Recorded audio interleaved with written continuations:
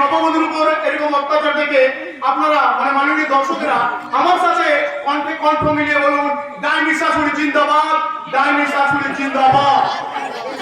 আর আমি কৈলাস চরিত্র থেকে আমার মূল চরিত্রে অর্থাৎ আপনাদের সকলের প্রিয় সুভাষ মুখার্জি আপনাদের দর্শকদের উদ্দেশ্যে বলছি, নাটক হলো লোকশিক্ষা। সেই লোকশিক্ষাকে সঙ্গী করে আজকে আপনারা এখানে যাত্রা দেখতে এসেছেন। যাত্রা দেখার পর আপনারা বাড়িতে গিয়ে নববধূর উপর এরকম অত্যাচার করবেন না, তাহলে হয়তো সংসারের সার হবে, সার কিন্তু থাকবে না।